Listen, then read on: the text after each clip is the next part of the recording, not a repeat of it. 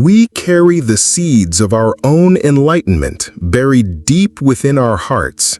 Marianne Williamson. The question that changes everything. What if everything you've been told about God, about the universe, about your very own existence was incomplete? Not necessarily false, but carefully edited, reshaped, and repackaged until only a fraction of the truth remained. What if the missing pieces, the ones that could completely change how you see life, were not lost by accident, but deliberately buried? Buried because they would make you too free, too self-reliant, too impossible to control. This is not the plot of a movie. It's a story that has unfolded quietly for almost 2,000 years. A story about a way of knowing, not believing, but knowing, that once spread across the ancient world only to be hunted down, silenced, and almost erased. And yet, some knowledge refuses to stay buried. The hidden tradition. Today, we call it Gnosticism. The word comes from the Greek gnosis, meaning knowledge, but not the kind you get from reading a book or listening to a sermon. This is the kind of knowledge that changes you, because it's not secondhand. It's the fire you touch for yourself.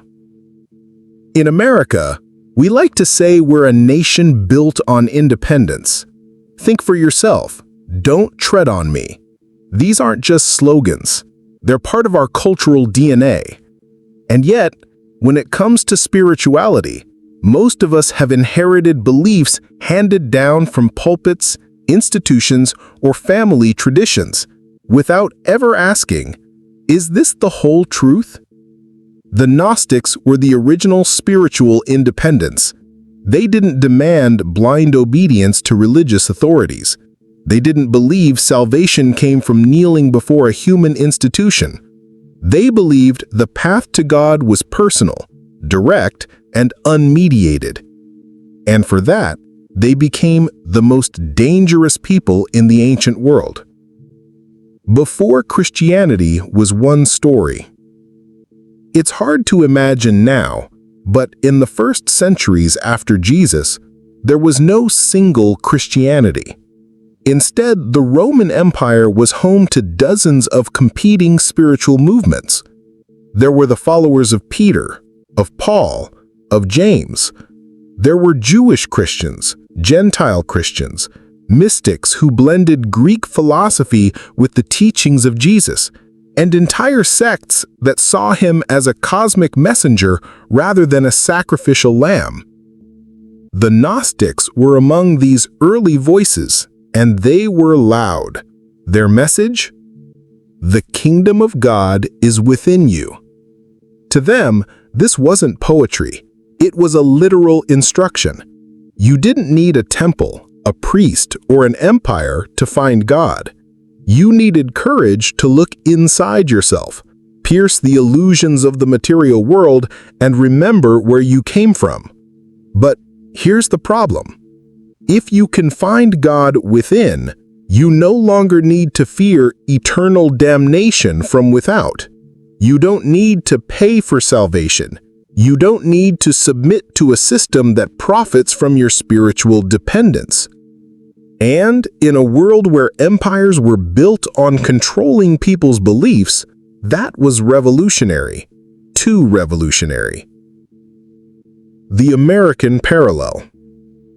History may change its costumes, but the script often stays the same. In America's own past, we've seen what happens when dangerous ideas threaten powerful systems. Think of the pamphlets of Thomas Paine, Common Sense, in 1776, a small book that questioned the right of kings to rule at all. The British Crown didn't just dislike it, they feared it, because it reminded people they could govern themselves.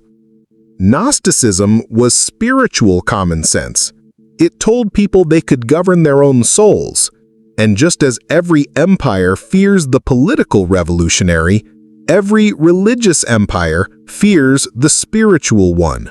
So the same pattern unfolded: marginalize, discredit, and eventually erase. Erasing the map. By the 4th century, Christianity had become the favored religion of the Roman state. Emperor Constantine saw its political usefulness: one empire, one church, one doctrine. Diversity of belief was no longer an asset, it was a threat. A new version of Christianity was formalized. Texts were chosen, others banned. Stories that fit the official narrative made it into the Bible. Teachings that encouraged personal spiritual autonomy were labeled heresy. The Gnostics, with their insistence on direct experience over blind faith, were among the first to be targeted. Their writings were burned, their communities scattered. In some places, their very name was enough to mark someone for persecution. It worked, for a time. By the Middle Ages, most people in Europe had never heard of Gnosticism. The map to inner freedom had been torn up and scattered to the winds. The desert jar. And then, 1600 years later, the desert gave up one of its secrets. In 1945, near the town of Nag Hammadi in Egypt, a sealed clay jar was unearthed by local farmers. Inside were 13 leather-bound codices containing over 50 ancient texts, the so-called Gnostic Gospels. For the first time in centuries, the words of the Gnostics could be read again. The Gospel of Thomas, the Gospel of Philip, the secret book of John, writings that had been condemned, hunted, and thought lost forever. These texts didn't just add new stories about Jesus, they offered a completely different understanding of his mission. And perhaps even more dangerously, they suggested that the God worshipped by billions was not the true creator at all. This wasn't just religious controversy, this was a spiritual earthquake. A dangerous knowledge. Why dangerous? Because if you believe God is within you, not out there somewhere, and certainly not locked behind the walls of an institution, then no one can sell you salvation. No one can threaten you with eternal punishment. No one can make you obey in the name of your soul's safety. The Gnostic vision doesn't just shift your relationship to God, it rewires your relationship to power itself. And that is why, for centuries, it was buried. The deeper American connection. Here's the irony. American culture celebrates the rebel, the pioneer, the one who walks off the map. Our movies, our novels, our folklore are full of lone heroes who follow their own compass. And yet, when it comes to the realm of spirit, most people still follow a script written by others centuries ago. The Gnostics would have called that the greatest tragedy, to live your whole life reciting someone else's lines, never realizing you had your own voice all along. And they would have said something else, something you won't hear in Sunday school, that the world you live in might not be what it seems at all. Looking ahead, in the chapters that follow, we will explore why the Gnostics believed this world was a designed illusion, not created to uplift you, but to keep you asleep. We'll uncover the most shocking part of their teaching, the idea that the God of the Old Testament might not be the true God at all, but an impostor. We'll see why Jesus, in their eyes, was never meant to be the founder of a religion, but a liberator of consciousness. And we'll confront the uncomfortable question: If the same forces that erased the Gnostics are still at work today, what does that mean for us, here, now, in the so-called land of the free?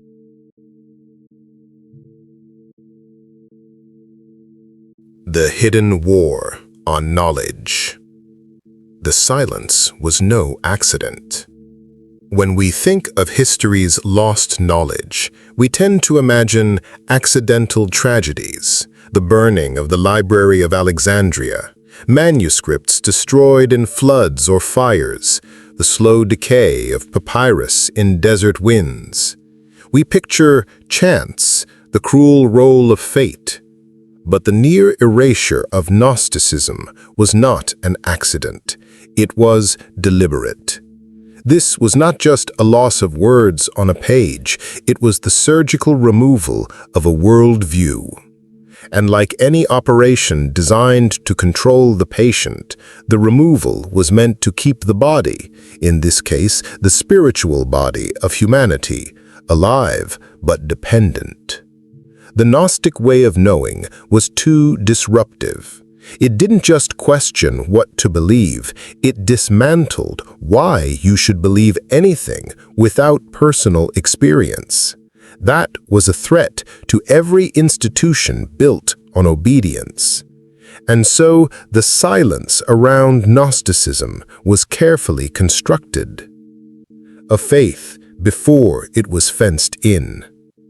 In the early centuries after Jesus, the spiritual landscape of the Mediterranean was more like a wild, untamed frontier than a manicured garden.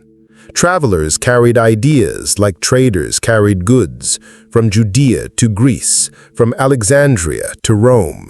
Stories morphed as they moved. Some early Christian groups saw Jesus as divine from birth. Others believed he was a man adopted by God at baptism. Some thought his death was the central event. Others focused on his teachings as a guide to self-realization. And the Gnostics? They were the radicals at the edge of camp, claiming the material world was flawed and that the true creator was beyond the God most people worshipped. They didn't just interpret scripture differently, they reframed the entire playing field. Their spiritual frontier valued exploration over settlement, self-discovery over conformity. It was messy, vibrant, and alive. Why had they to win? Why such determination to stamp out this movement? Because the Gnostics were not just offering a different path to God, they were offering a different vision of human nature. In Orthodox Christianity, humanity was fallen, broken, in need of rescue from the outside. In Gnosticism, humanity carried a divine spark, a fragment of the true God, and the fall was forgetting this, becoming trapped in the illusions of the material world. One vision made you dependent on the church for salvation. The other made you responsible for your own awakening. For an institution seeking to unify and control, there was no contest. The consolidation of power. But frontiers don't last forever. As Christianity grew, so did the pressure to unify it. The Roman Empire thrived on order, and diversity of belief was disorder by another name. Enter the process historians call orthodoxy formation.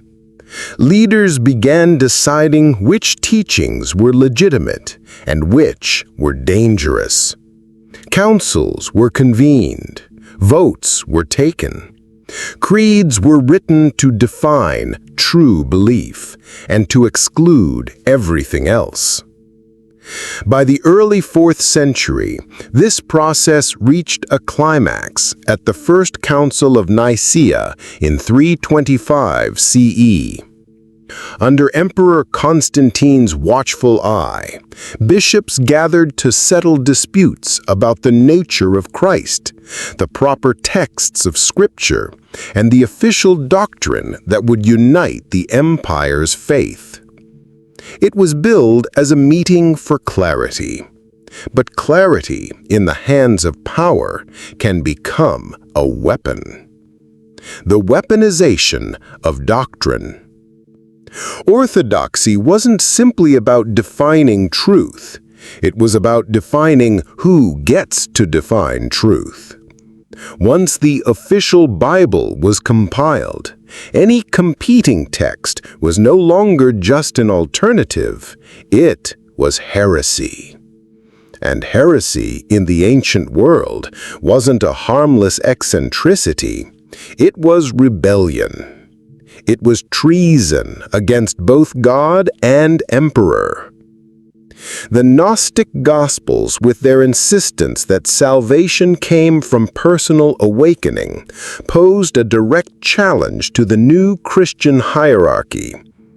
If the kingdom of God was within, then bishops, priests, and imperial favor were irrelevant. In the logic of the time, such beliefs couldn't simply be debated, they had to be eliminated.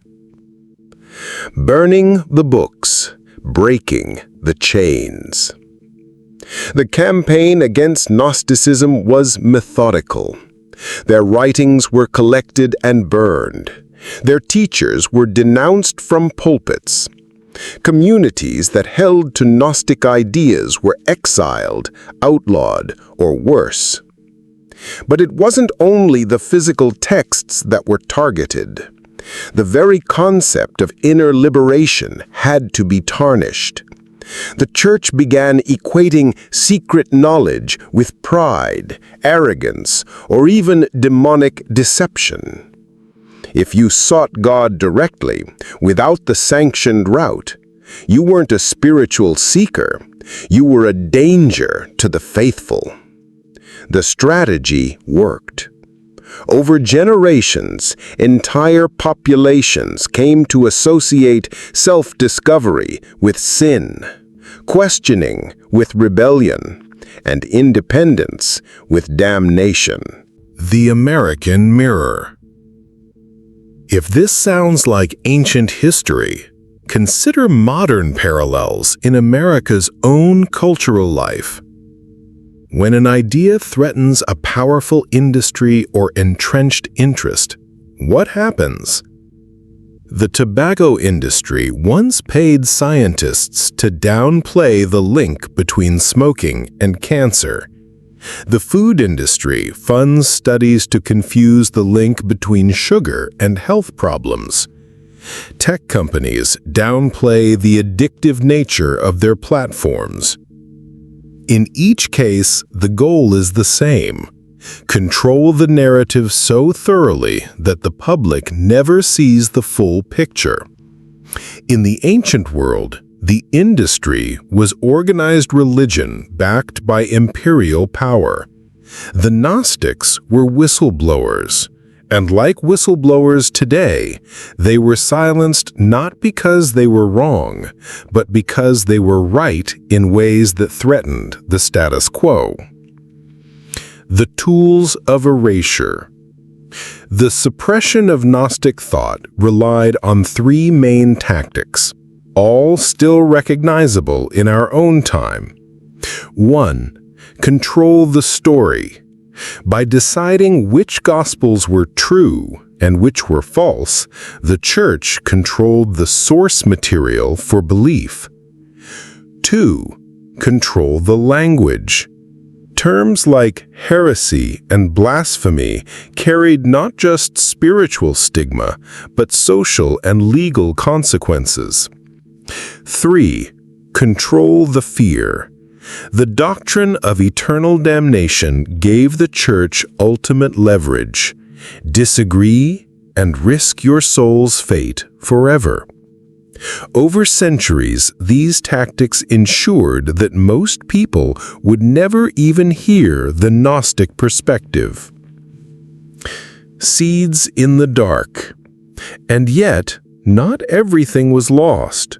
Some ideas survive because they are written in books. Others survive because they are written in hearts.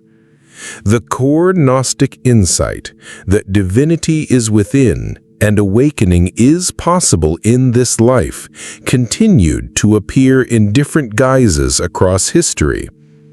Mystical branches of Christianity, like the Desert Fathers and Mothers, echoed Gnostic themes. Certain Sufi poets in Islam spoke of the inner light. In Jewish Kabbalah, sparks of the divine were said to be hidden in all creation, waiting to be restored. In each case, the seed remained, dormant perhaps, but alive. The return of the banned books. The rediscovery of the Nag Hammadi Library in 1945 didn't just give scholars something new to study, it reopened a door that had been nailed shut for 16 centuries. Here were texts the early church had called dangerous, blasphemous, even poisonous to the soul. And yet, they were filled not with curses or chaos, but with luminous, challenging, liberating words. The Gospel of Thomas, for example, doesn't describe miracles or the crucifixion. Instead, it's a series of sayings from Jesus, like, "If you bring forth what is within you, what you bring forth will save you. If you do not bring forth what you do not bring forth, it will destroy you." For anyone raised in the idea that salvation comes only from the outside, from a church, a creed, a ritual, such words are a shock. And that shock is precisely why they were hidden. Truth as a threat. When a truth makes you free, it also makes you unpredictable. Institutions, whether political, economic, or religious, depend on predictability. A population that knows its own power cannot be controlled the same way as one that believes it is powerless. And so, dangerous truths aren't always denied outright. They are buried under more comfortable lies, until only a few stubborn seekers dig them up again. The war on knowledge is not always fought with swords or flames. More often, it's fought with omission, distraction, and the slow erosion of memory. The stakes for us. We might think of the Gnostic suppression as a cautionary tale from the past, but in reality, it's an ongoing lesson. The methods used to erase alternative spiritual paths are the same methods used today to shape our understanding of politics, science, and even our own psychology. It always begins with a simple question: who benefits if you believe this? The early church benefited if you believed that you were a sinner in need of its mediation. Today, different institutions benefit if you believe your worth depends on consumption, status, or the approval of authority. The details change, the pattern does not. Why this war never ends. The hidden war on knowledge isn't about winning once and for all. It's about constant maintenance. Just as a garden must be weeded regularly, control over belief systems requires ongoing effort. In ancient times, this meant regular sermons denouncing heresy, inquisitions to root out dissenters, and public burnings of banned books. In modern times, it might mean algorithmic censorship, information overload, and media echo chambers. The goal is the same: to keep the dangerous seed of self-knowledge from sprouting in too many minds at once. The path forward. To understand why Gnosticism matters now, we have to keep both halves of the story in view: the brilliance of the knowledge and the ferocity of the effort to destroy it. The brilliance reminds us of what's possible, that human beings can experience the divine directly, without intermediaries. The destruction reminds us that such experiences will always threaten those who profit from our ignorance. Knowing this, the question becomes, if the war on knowledge never ends, what side are you on?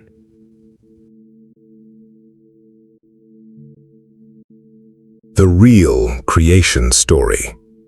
When the story doesn't fit. We grow up with a creation story we hardly think to question. For many, it begins with a benevolent God speaking light into darkness, separating sky from water, land from sea, shaping the first humans out of love and calling it very good. It's a comforting frame. It suggests purpose, safety, and divine intention. But what happens when the world you see around you, full of suffering, injustice, and cruelty, doesn't seem to fit the script? For the Gnostics, this wasn't just a philosophical tension. It was a spiritual emergency.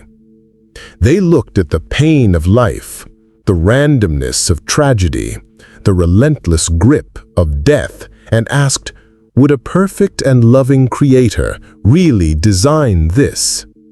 Their answer would shatter the foundations of religious thought. The true source. In the Gnostic cosmology, there is indeed a supreme divine reality, but it's nothing like the anthropomorphic God depicted in most religions. This reality is called the pleroma, a Greek word meaning fullness or totality. It's not a place in space. It's a state of pure being beyond time and matter. Imagine an infinite ocean of light consciousness, perfect in harmony, where nothing is lacking. From the pleroma emanate spiritual beings called eons, expressions or aspects of the divine. Think of them like currents within that infinite ocean, each carrying a particular quality: wisdom, truth, life, grace. These eons act in unity with the source, not as servants, but as natural extensions of it. And here is where the story takes a turn. Sophia's mistake. Among the eons was Sophia, whose name means wisdom. In the Gnostic telling, Sophia desired to create something new, not out of malice, but out of longing to generate life directly, without the harmonious cooperation of the pleroma.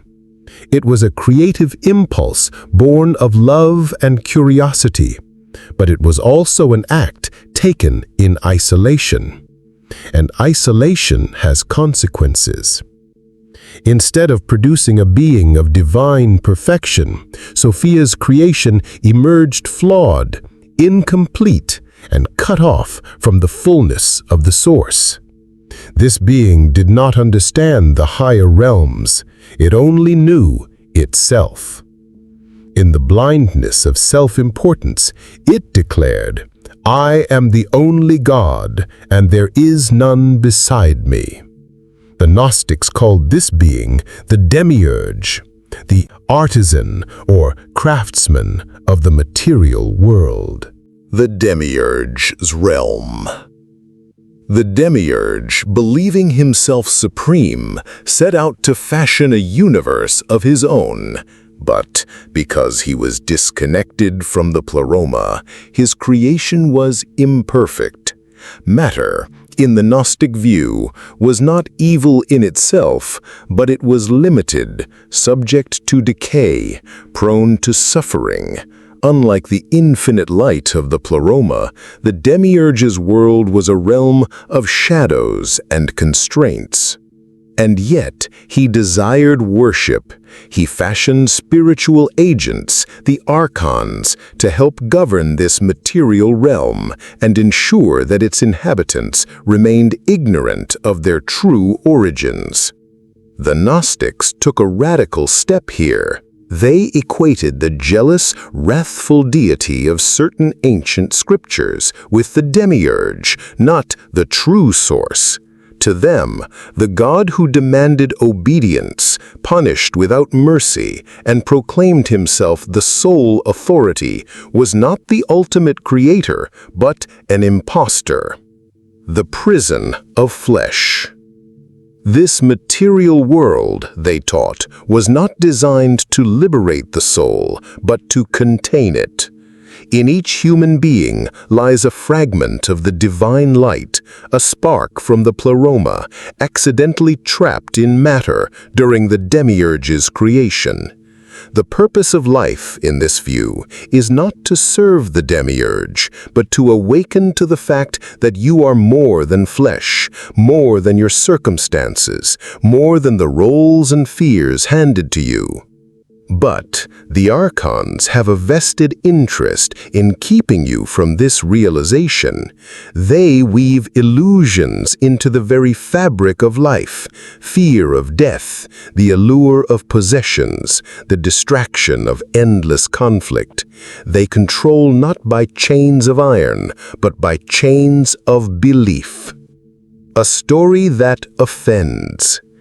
It's not hard to see why this story was considered heresy. It reverses the moral polarity of mainstream theology. The God most people worship? A usurper. The material world? A construct to keep you asleep. Salvation? Not obedience, but escape through knowledge. For an empire that fused political power with religious authority, such an idea was dynamite. It stripped legitimacy from rulers ordained by God and undermined the fear-based obedience that kept people in line. Modern parallels to the Demiurge. You don't have to believe in a literal Demiurge to see the metaphor at work in today's systems.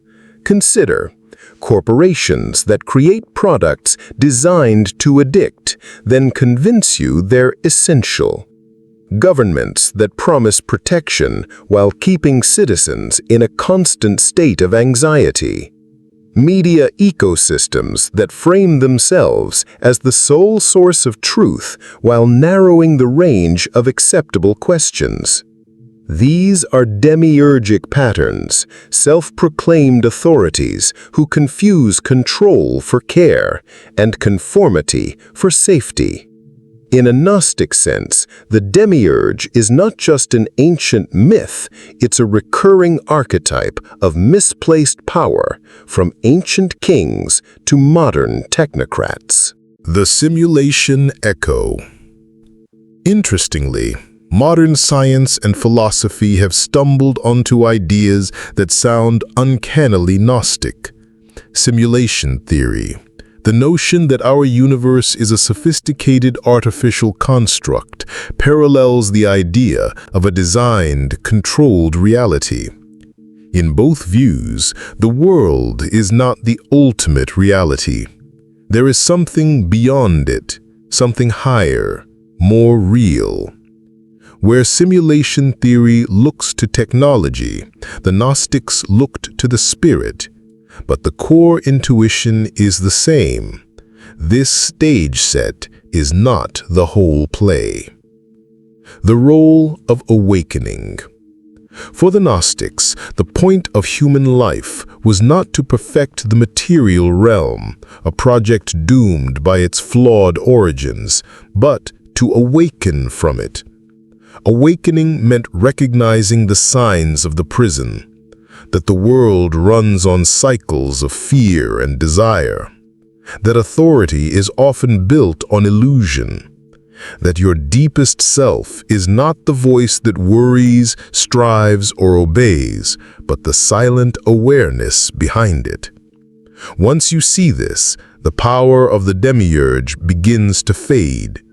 He thrives on your attention and agreement. Without them, his dominion weakens. The Liberator's arrival. Into this Gnostic cosmos steps a figure unlike any other, the Christ, not as the Church later defined him, but as a messenger from the Pleroma. His mission, in their telling, was not to die as a ransom to the Demiurge's justice, but to remind us of our true home. Every parable, every healing, every confrontation with authority was an act of unveiling. When he said, "The kingdom of God is within you," he wasn't being poetic, he was giving the key to the prison door. Why this matters now. Whether you see the Gnostic creation story as literal truth, symbolic myth, or psychological metaphor, its relevance to modern life is striking. It asks us to consider, who built the mental and cultural world you inhabit? Are its rules designed for your liberation or for someone else's benefit? How much of what you accept as the way things are is actually the way things were made to seem?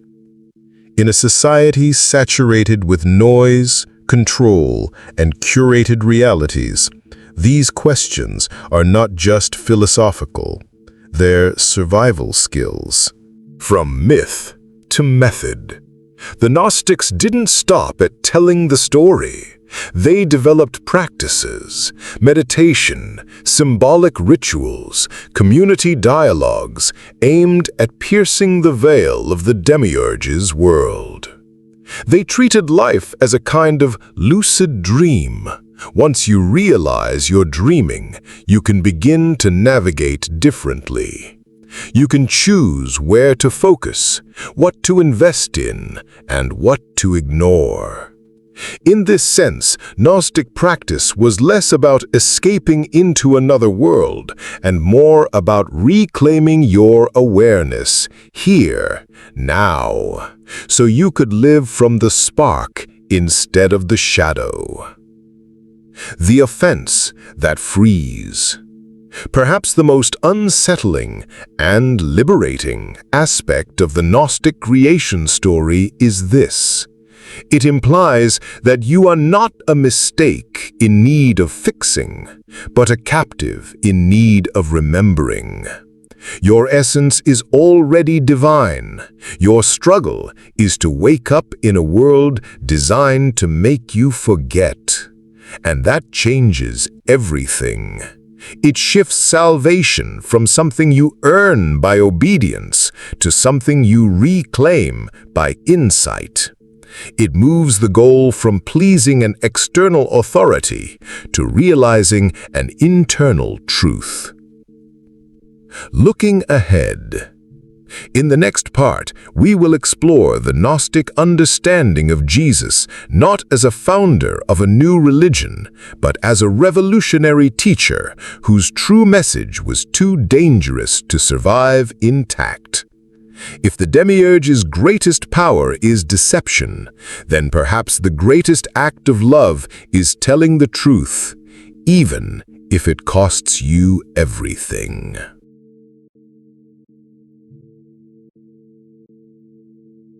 The Rebel Teacher, the Jesus we thought we knew. For most of us raised in Christian-influenced cultures, whether devout or merely exposed, there is a familiar outline to the story of Jesus. Born of a virgin in humble circumstances, performed miracles to prove his divine origin, preached love, forgiveness, and moral purity, died on a cross to atone for humanity's sins, rose from the dead to offer eternal life to all who believe in him. It's a story packaged for clarity. Jesus as the Savior sent by God to fix the fall of man.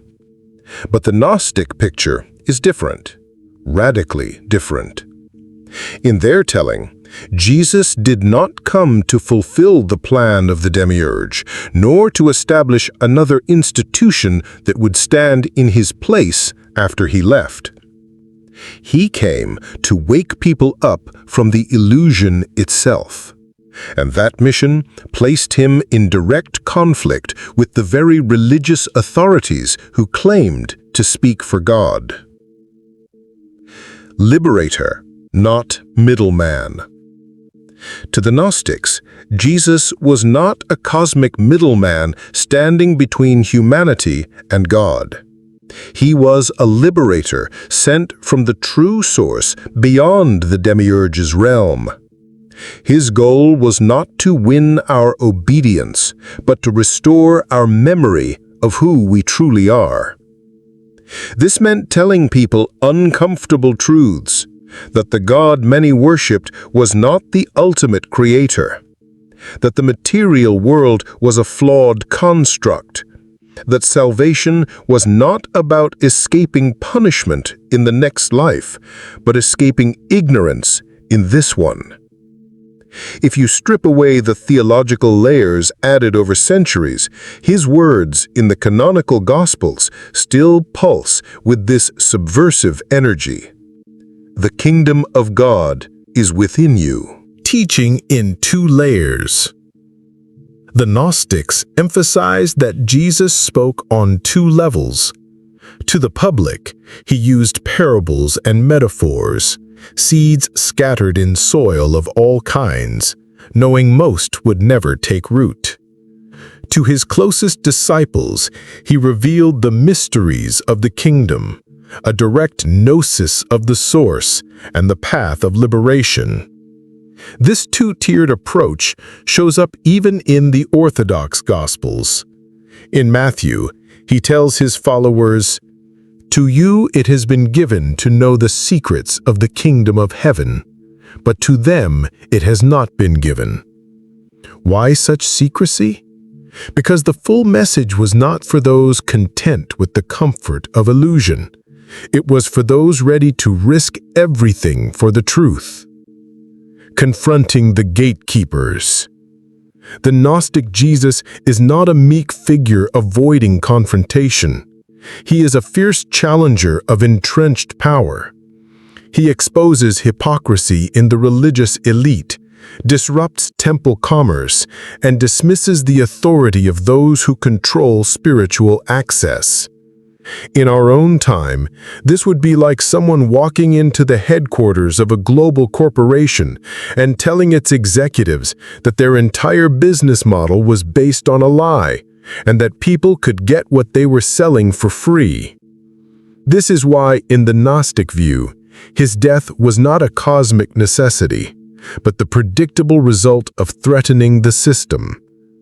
The Gospel of Thomas, a different voice. In among the texts found at Nag Hammadi, the Gospel of Thomas stands out for its raw, unadorned sayings of Jesus. There is no crucifixion narrative, no miracles meant to prove divinity, just wisdom intended to provoke awakening. In one of its most striking lines, it reads, "If you bring forth what is within you, what you bring forth will save you. If you do not bring forth what is within you, what you do not bring forth will destroy you." This is gnosis distilled. Your salvation lies in the uncovering of your own divine spark. In a world built on selling salvation from the outside, this is spiritual anarchy. Symbol over sacrifice. Mainstream Christianity centers the crucifixion as the event through which humanity's sins are forgiven. The Gnostics saw it differently. For them, the resurrection was not about a body coming back to life, but about transcending the prison of matter entirely. Jesus' rising was the soul's awakening from the illusion of the physical world, the very awakening he came to teach. In this light, his death was the inevitable outcome of refusing to bow to the Demiurge's order, and his resurrection the demonstration that the Demiurge's power stops at the boundary of the true self. Why his message had to be changed? If Jesus' mission was to awaken individuals to their own divine nature, the implications for organized religion were explosive. It meant there was no need for a permanent priesthood to mediate between humanity and God. No need for temples as the only sacred spaces. No need for elaborate systems of sin, penance, and forgiveness controlled by an institution. Such a message, if left intact, would have left the Church with no enduring monopoly on spiritual authority. And so, in the Gnostic view, his image was reshaped into that of a sacrificial lamb, whose primary role was to establish a religion, one that would, ironically, function as a new layer of control. The pattern of all rebels. Throughout history, transformative figures have faced the same arc: challenge the status quo, face resistance and suppression, be killed, exiled, or discredited, have their image reshaped to fit the needs of the system they opposed. This happened to prophets, reformers, and visionaries from Socrates to Martin Luther King Jr. For the Gnostics, Jesus fit this pattern perfectly. His words about inner liberation were too dangerous to leave untouched, so they were reframed to serve the very powers he challenged. The American analogy. In the American cultural context, the Gnostic Jesus resonates with our archetype of the whistleblower or the revolutionary patriot, someone who risks personal safety to expose a truth that threatens entrenched interests. Think of the founders signing the Declaration of Independence knowing it marked them for death if they failed. Or a civil rights leader marching into hostile territory to demand a justice the system is built to avoid. The Gnostic Jesus embodies that same courage, confronting the false god of the age and offering a path of freedom that doesn't require permission from any authority. The true church was not a building or hierarchy. It was any gathering of awakened souls sharing knowledge and support on the path. It could happen in a home, under a tree, or in the quiet exchange between two people who recognized the same light in each other. This fluid, decentralized approach was impossible to regulate, and that was the point. The spiritual commons belonged to everyone, and no one could fence it in. The cost of truth. The Gnostic interpretation makes Jesus' life a cautionary tale about the cost of speaking truth to power. To wake people up is to threaten the structures that profit from their sleep. In this telling, his crucifixion was not a divine requirement, but a human inevitability, the fate of anyone who refuses to play by the rules of a rigged game. And yet, his message was not one of despair, but of empowerment, that the game itself is not ultimate reality, and that you can choose to step off its board. An invitation, not a command. One of the most appealing aspects of the Gnostic Jesus is that he never forces, he invites. He presents the truth and leaves the choice in the listener's hands. This is echoed in another saying from the Gospel of Thomas. Let the one who seeks not stop seeking until they find. When they find, they will be troubled. When they are troubled, they will be astonished, and they will rule over the all. Seeking is voluntary. Awakening is personal. And the journey may unsettle before it liberates. Why this vision still matters. Whether or not you accept the Gnostic Jesus as historically accurate, the archetype is timeless.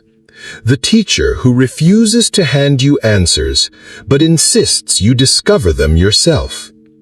In a culture drowning in prepackaged beliefs and algorithm-curated worldviews, the call to direct experience is radical.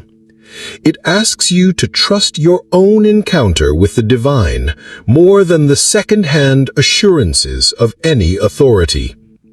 This is not easy. It means leaving behind the comfort of certainty for the risk of freedom. But it is precisely in that risk that the spark of gnosis ignites. Looking ahead. In the next part, we will shift from the ancient to the modern, examining the archons not as mythical beings, but as living systems of control in our own time.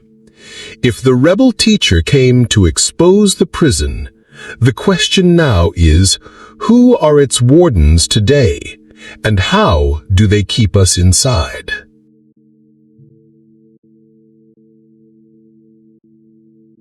The modern archons, the ancient names for timeless powers.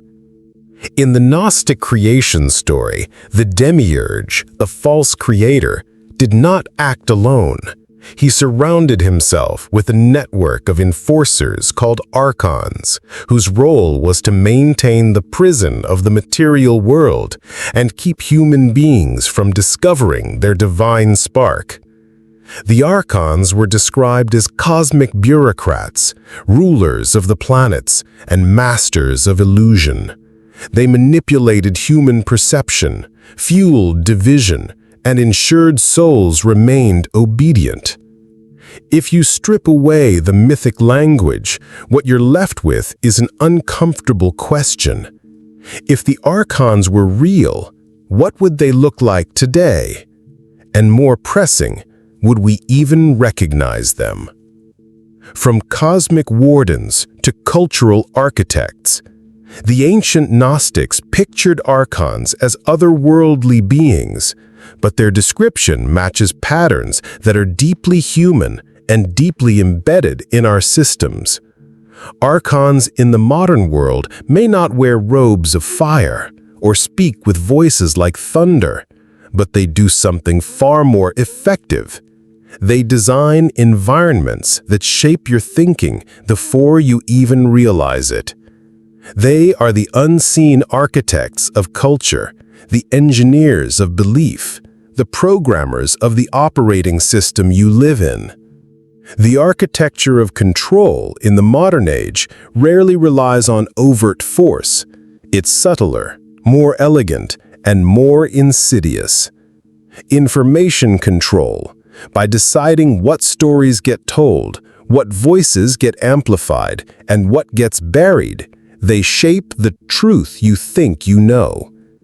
Economic leverage. By tying survival to debt, wage labor, and consumption, they keep you too busy or anxious to question deeper realities. Emotional manipulation. By feeding constant streams of fear, outrage, and envy, they keep you reactive and therefore predictable. These are not science fiction tropes, they are everyday realities, and they work best when you don't notice them. Archons in the attention economy. In ancient myth, archons thrived on energy, the psychic force of human attention and emotion. In the 21st century, attention is literally the most valuable commodity in the world. Corporations spend billions designing platforms and content to keep your focus locked, your emotions engaged, and your mind tethered to their ecosystem.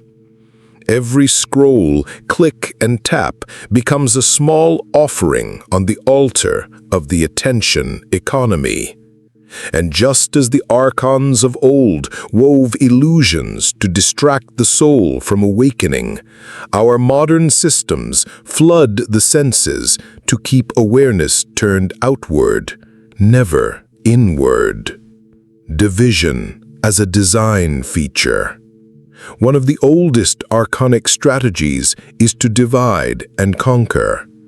In Gnostic myth, Archons encouraged factions, set groups against each other, and created endless disputes over trivial matters. Today, this tactic is supercharged by technology. Social media algorithms reward outrage, amplify extremes, and build echo chambers where each side sees the other as not just wrong, but dangerous. While people fight each other over political, cultural, or identity lines, the underlying systems of control remain untouched and largely invisible. The manufacture of reality. Archons are described as masters of deception, shaping reality through false narratives. Modern media ecosystems, whether news outlets, entertainment industries, or influencer networks, act as reality factories. They decide which events matter, how they're framed, and what interpretations are acceptable. If the Gnostic worldview is right, the most dangerous lies are not the ones you hear and reject, but the ones you never realize are lies, because they frame the entire conversation. The economic maze. The Demiurge's world was a realm of scarcity and struggle by design. Modern economic systems operate much the same way. The cost of living rises faster than wages. Debt becomes a lifelong companion. Student loans, mortgages, credit cards. Success is measured by accumulation, not fulfillment. This creates a constant state of striving, a treadmill that keeps you moving without ever letting you step back to ask if you're walking in the right direction. From a Gnostic lens, this isn't just bad policy, it's spiritual strategy. Keep people fixated on survival and consumption, and they'll have little energy left for awakening. Science as the new orthodoxy. Gnostics were not anti-knowledge. They revered true understanding. But they warned that knowledge without connection to the source can become another form of control. In our time, materialist science, valuable as it is, often dismisses consciousness as a byproduct of the brain, reality as purely physical, and spiritual experience as illusion. When science becomes an unchallengeable orthodoxy, it can act as an archonic voice, not by lying, but by limiting the scope of questions you're allowed to ask. Addiction as a tool. Archons in ancient texts were said to ensnare souls through temptation.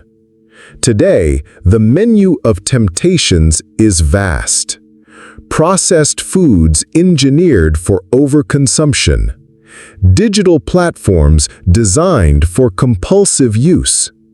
Drugs, both legal and illegal, marketed as quick fixes for every discomfort. Each addiction, whether chemical or behavioral, keeps awareness hooked in a loop. And the longer you loop, the harder it is to remember you ever had wings. The fear engine. Fear was and remains one of the most reliable tools of control. In the Gnostic view, fear is the emotional frequency of the prison. It contracts awareness, narrows perception, and makes obedience feel like safety. Modern fear comes in many flavors. Fear of economic collapse, fear of the other, fear of missing out, fear of failure, fear of being judged. And because fear is exhausting, it drives people toward the very systems that generated it, seeking relief. Why we cooperate with our wardens. One of the most unsettling Gnostic insights is that archonic systems don't just trap us from the outside, they recruit us from the inside. Every time we police each other's thoughts to fit the dominant narrative, we become part of the enforcement. Every time we ridicule someone for asking the wrong question, we do the Archon's work for them. The most efficient prison is the one where the inmates guard each other. Recognizing the patterns. Seeing modern Archons for what they are doesn't require belief in literal cosmic beings. It requires pattern recognition. Ask, does this system encourage self-awareness or dependence? Does it feed fear and division, or understanding and connection? Does it invite direct experience or demand unquestioning acceptance? If the answer repeatedly leans toward control, distraction, and division, you've likely found an archonic structure, whatever its outward form. The danger of awakening. In Gnostic myth, when a soul begins to awaken, the Archons intensify their efforts. Distractions multiply. Temptations increase. Fear tactics escalate. In modern life, awakening can bring its own backlash, social alienation, professional risks, and the internal discomfort of realizing much of what you've been taught may be incomplete or false. This is why the path of Gnosis has always been walked by the few, not the many. It requires the courage to endure discomfort on the way to freedom. The opportunity hidden in the trap. Here's the paradox. The very systems designed to keep you asleep can also serve as training grounds for awakening, if you know how to use them. Distraction teaches focus. Division teaches discernment. Fear teaches courage. The Gnostic view suggests that while the Archons maintain the prison, they also unintentionally provide the resistance that makes liberation possible. From resistance to liberation. Breaking free from modern archonic influence is not about withdrawing from the world entirely. It's about engaging on your own terms with awareness intact. This might mean limiting your exposure to manipulative media, choosing where to place your attention deliberately, building relationships that bypass divisive narratives, practicing silence and reflection to reconnect with your own insight. Each choice is a small act of sovereignty, and sovereignty is poison to the Archons. Why this matters for the next step. Understanding the modern Archons is crucial, because in the Gnostic vision, liberation begins with recognition. You cannot leave a prison you don't know you're in. And once you see the prison, you have to decide, will you settle for awareness alone, or will you take the steps to truly walk out? In the final part of this series, we will turn to the way out, the Gnostic roadmap for transcending the Demiurge's world and reclaiming the fullness that was always yours. The way out. The most dangerous step. It's one thing to realize you're in a prison. It's another to leave it. The Gnostics warned that seeing through the illusion of the Demiurge's world is only the first step, and often the easiest. The real challenge comes after the awakening, when you must learn how to live differently in a world still designed to keep you in its grip. Awareness without action becomes another kind of trap, the knowing but not doing that lulls you into thinking you're free because you understand the problem. In truth, the Archons are happy for you to know about them, so long as you remain too entangled to act. The way out requires more than intellectual agreement. It demands transformation. From knowledge to gnosis. In modern English, we use knowledge to mean information, facts, theories, data points. Gnosis, in the Gnostic sense, is something far more intimate, the lived, direct recognition of truth. You can read 100 books about the ocean, but that will never be the same as swimming in it. In the same way, you can memorize every spiritual concept, but without direct experience, it remains second-hand. The Gnostics believed that salvation, liberation from the prison, comes from gnosis, not belief. Belief accepts what you've been told. Gnosis sees it for yourself. So the first movement toward the way out is shifting from information to direct encounter. This can be terrifying because it requires letting go of the scaffolding you've leaned on your whole life. The inner exodus. The Gnostics didn't teach a political revolution. They taught an interior exodus. The Egypt they spoke of wasn't a place on a map. It was the condition of being enslaved to illusions, fears, and false identities. Leaving that Egypt doesn't necessarily mean withdrawing physically from the world. It means detaching your identity from the roles, expectations, and narratives imposed on you. This is why they saw the true temple not as a building, but as the awakened human heart. You could be in the center of the empire and still walk free if you no longer consented to its inner rule. 3 classic steps expanded. The original threefold Gnostic process for liberation was often summarized as unlearn, dismantle the beliefs that keep you bound, detach, withdraw your consent and attention from the systems of control, reconnect, awaken to your origin in the true source. These 3 steps remain powerful, but in a modern context, we can expand them into a more detailed map. Step 1. Unlearn. Every system of control begins with a story. If you want to leave the system, you have to rewrite the story you live inside. Ask, who benefits if I believe this? What would change if I didn't? Where did I first hear this, and why did I accept it? Unlearning is not about rejecting everything you've been taught, but about questioning it. When you do, you'll discover that some of your deepest convictions are actually borrowed, inherited from family, culture, religion, or education without ever being tested.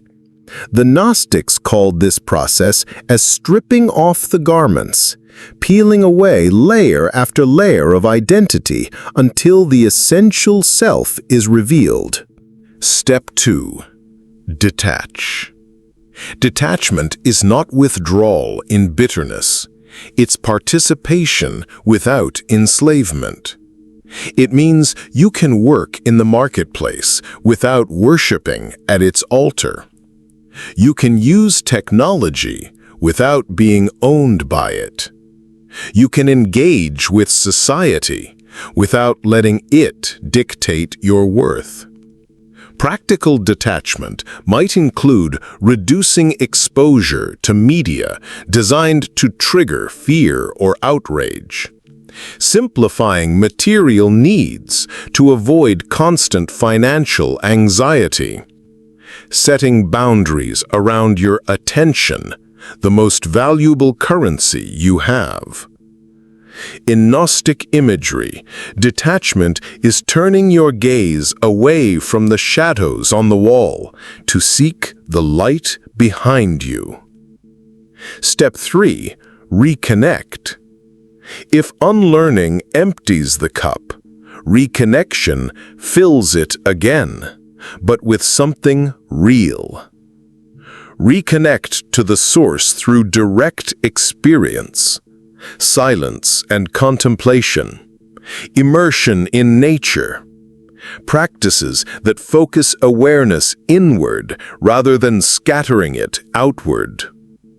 The Gnostics saw this as remembering, not learning something new, but recovering a truth you always carried. It's the spark, recognizing the fire it came from. 4 additional steps for a modern path. In a world more complex and noisy than the one the Gnostics knew, 3 steps can become 7. Protect your inner space. Create a zone in your life free from archonic influence. This could be physical, a room with no screens; mental, a daily period of meditation; or relational, time with people who value awareness over distraction. Discern the voices. Learn to tell the difference between the voice of the source and the voice of the system. The system's voice shouts in urgency, fear, and comparison. The source's voice whispers in stillness, clarity, and compassion. Practice creative sovereignty. Don't just consume, create. Each act of creation, whether art, conversation, or a small garden, is an assertion that you are more than a passive product of the system. Live as proof. The most convincing evidence of freedom is the way you live. Not arguments, not debates, but a way of being that radiates independence from the fear and compulsion that run the world. The war for attention. The Gnostics couldn't have imagined smartphones or social media feeds, but they would have recognized the principle immediately. Whatever controls your attention controls your life. The way out requires reclaiming attention as a sacred resource. In practice, this means becoming conscious of where it goes and making deliberate choices to invest it in what nurtures the spark rather than feeds the archons. Facing resistance. Leaving the prison is not a one-time event. Each step toward freedom will be met with resistance, both from the outside and the inside. Outside, you may face skepticism, ridicule, or hostility from those invested in the old system. Inside, you'll confront habits, fears, and comfort zones that try to pull you back. The Gnostics prepared for this by cultivating communities of like-minded seekers, where the awakening of one supported the awakening of others. Community as a counter-system. The prison of the Demiurge is designed for isolation, both physical and emotional. Breaking out often requires finding others who see through the same illusions. In ancient times, Gnostic communities met in secret to share insights and support. Today, such communities can form in person or online, bound not by dogma, but by the shared commitment to inner freedom.